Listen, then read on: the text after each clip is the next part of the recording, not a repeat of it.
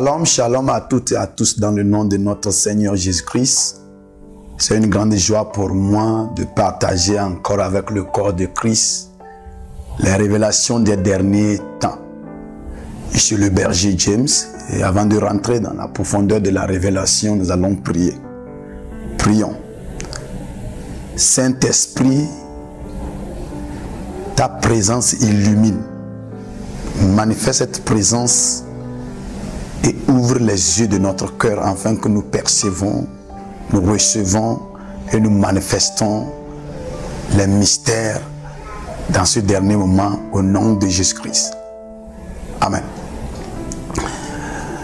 Je voudrais partager avec vous sur un thème très important que j'ai intitulé le code d'accès des territoires. Le code d'accès des territoires. C'est-à-dire le code avec lequel il faut accéder les territoires. Dieu nous a créés à son image, c'est-à-dire il nous a créés en tant qu'esprit. Nous sommes des esprits, nous avons des âmes et nous habitons dans un corps. Et tout esprit a besoin d'un territoire pour manifester sa présence et accomplir sa volonté. Tous les esprits ont besoin des territoires. Voilà la raison pour laquelle aujourd'hui le corps humain est devenu un territoire que tous les esprits cherchent. Alors on a 4 types de territoires. Nous avons le corps qui est notre territoire premier, la famille qui est le deuxième territoire, notre clan ou notre patrie qui est le troisième territoire et notre nation qui est le 4e territoire. Mais nous avons remarqué un problème. Nous remarquons que les gens sont dans les territoires mais n'accèdent pas à ces territoires-là. Il y a une différence entre être dans un territoire et accéder à ce territoire-là. Posséder ce territoire-là.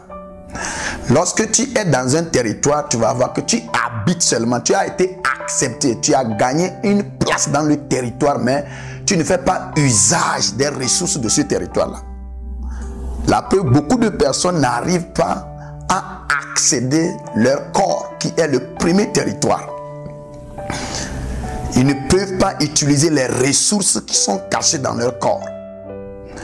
Voilà la raison pour laquelle ils ont besoin que d'autres personnes fassent usage de leurs propres ressources qui sont dans leur corps pour eux les délivrer. Par exemple, les dons spirituels sont des ressources qui sont enfouies dans notre corps. La joie, l'amour, l'affection. Vous allez voir des gens qui ont tout simplement besoin que quelqu'un leur donne de l'amour. Et pourtant, l'amour qu'ils ont besoin d'une manière extérieure est réellement installé dans leur propre corps. Mais ils ne savent pas comment accéder. Alors, vous allez voir de la même manière, il y a des gens qui ne savent pas comment faire usage ou bien utiliser les ressources et les recherches de leur famille. D'autres personnes ont des noms de famille qui sont très riches, mais ils ne peuvent pas exploiter ces noms-là. Beaucoup de richesses sont dans la famille, mais vous allez voir qu'il y a des gens dans ces familles-là qui souffrent. Il y a des richesses qui sont enfouies dans les clans, dans les patries. Et les gens quittent de lieu en lieu, vont de lieu en lieu, tout simplement parce qu'ils sont à la recherche de quelque chose. Et pourtant, ceux qui sont en train de chercher sont avec eux. Également, aujourd'hui dans le monde entier, beaucoup de personnes tournent leur regard vers certaines nations spécifiques. On croit que c'est là-bas que se retrouvent toutes choses. Oui, c'est sur un plan, mais quand nous vérifions bien, Dieu a distribué à chaque nation, à chaque territoire, ses ressources nécessaires. Le problème est que dans les autres pays, ils ont fait usage de ces ressources, ils ont exploité ça. Et nous entendons parler et nous courons vers là. Alors si nous n'avons pas le code qui accède, qui nous permet d'accéder au territoire, nous pouvons bien sûr être dans un territoire qui regorge beaucoup de ressources, mais nous n'allons pas utiliser ça. C'est ce qui fait qu'il y a des gens qui sont dans des pays qui sont riches, mais eux-mêmes ne sont pas riches. Il y a des gens qui habitent des corps, qui ont des dons, mais ils ne font pas usage de leurs propres dons. C'est certaines personnes qui utilisent ces dons-là. Il y a beaucoup de personnes qui peuvent être utiles aux autres, pas utiles à eux-mêmes. Et pire encore, nous, l'Église, aujourd'hui, les chrétiens, nous ne savons pas comment accéder aux richesses que le Saint-Esprit nous donne. Et cela fait que bien sûr qu'on a tout, on semble ne rien avoir. Il nous manque quoi? Un code. Il y a un code spécifique qu'on doit étudier comprendre ce code-là et l'utiliser. C'est le code qui nous permettra d'avoir accès aux ressources, accès aux richesses, accès à tout ce qui se trouve dans ces territoires-là. C'est-à-dire le corps, la famille, le clan et la nation. Dans ces derniers temps, Dieu est en train de nous préparer à la reconquête des nations, à la reconquête des territoires. Parce que le Seigneur Jésus-Christ viendra pour dominer sur ces territoires-là. Et nous devons les conquérir et installer son système avant qu'il ne vienne. Alors ce code nous permettra vraiment non seulement d'accéder aux ressources de notre propre corps et nos familles, mais de préparer la terre pour l'arrivée de notre Seigneur Jésus-Christ. Le code paraît très simple, mais si nous l'appliquons de temps en temps, nous allons voir que c'est une clé en or que beaucoup de personnes piétinent. Alors quel code nous permet? Quel est ce code-là? Il est très simple. Le code qui nous permet d'accéder à tous les territoires possibles que j'ai déjà cités, c'est la connaissance de soi. Se connaître. On prend ça comme si c'est un petit jeu. Il y a une sagesse qui dit: connais les autres, tu seras sage. Mais connais-toi toi-même, tu seras illuminé. Nous sommes sages, mais nous ne sommes pas illuminés. Lorsque nous sommes sages, c'est en ce moment que nous connaissons les autres. Et quand tu connais les autres et tu ne te connais pas, tu vas voir que tu auras des problèmes à établir la relation avec les autres que tu connais. Parce que c'est toi-même qui tu ne te connais pas. Voilà la raison pour laquelle certaines personnes pensent que c'est d'autres qu'il faut blâmer. Et à chaque moment, ils sont dans les mêmes problèmes. Et pourtant, c'est quelque chose qu'ils ne connaissent pas d'eux-mêmes. Et ils ne savent pas exploiter, qui fait qu'à chaque moment qu'ils sont partout, ils ont des problèmes. La connaissance de soi. Il y a une lampe interne que Dieu a créée. Et il a allumé ça. Et lorsque Adam a été chassé du jardin d'Éden, cette lampe-là a été éteinte. Et depuis lors, le Saint-Esprit vient pour alimenter cette lampe-là du pétrole.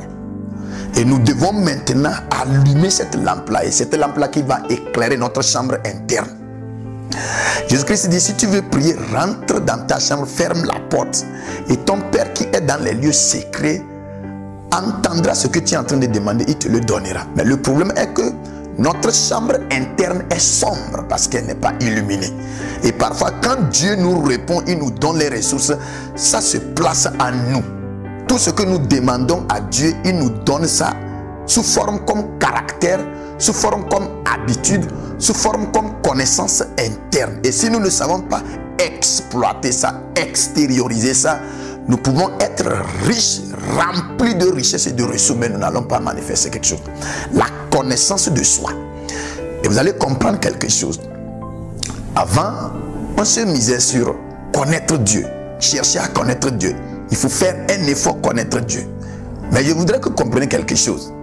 Si aujourd'hui, il y avait une voie qui conduit au trône de Dieu et que tous les hommes prennent cette voie-là, arrivé au trône de Dieu, je suis sûr qu'ils seront étonnés. Pourquoi? Parce que la personne qu'ils vont trouver sur le trône ne sera pas un Dieu vieux barbu. Mais ils vont trouver quelqu'un sur le trône, ils seront étonnés. C'est qui ils vont trouver? C'est eux-mêmes. Quand ils rentrent dans la salle du trône de Dieu, tu ne vas pas voir un vieux sur le trône. Tu vas te voir sur le trône.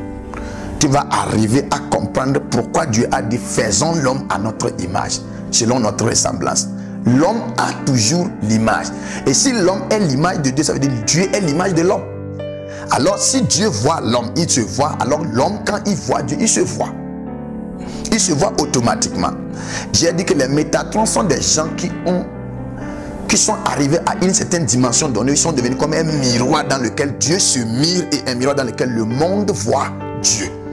Et la connaissance de soi, c'est le chemin noble par lequel nous quittons la dimension des êtres humains ordinaires. Nous rentrons dans la classe des Métatrons. Nous nous connaissons et nous connaissons toutes choses. Et si tu te connais, tu connais toutes choses.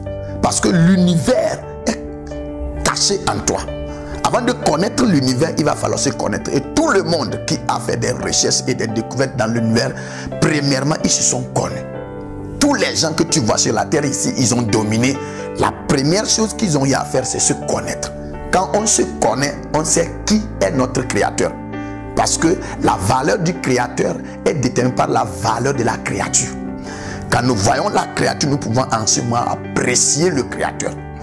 Lorsque nous nous connaissons, nous comprendrons vraiment que Dieu est merveilleux, parce que nous allons découvrir les œuvres merveilleuses de ce Dieu-là en nous. La connaissance de soi. Et dans ces derniers temps, les chrétiens doivent se connaître. Quand tu as un Dieu, mais toi qui as ce Dieu-là, tu ne te connais pas. Quand l'ennemi se tient devant toi, tu as confiance en Dieu, mais pas en toi-même. Et tu dois savoir que c'est la confiance en soi qui te permet de vaincre tes ennemis. Non, la confiance en Dieu. Tu dois avoir la foi en toi. Voilà la raison pour laquelle Jésus-Christ nous a dit, croyez en Dieu, croyez aussi en moi.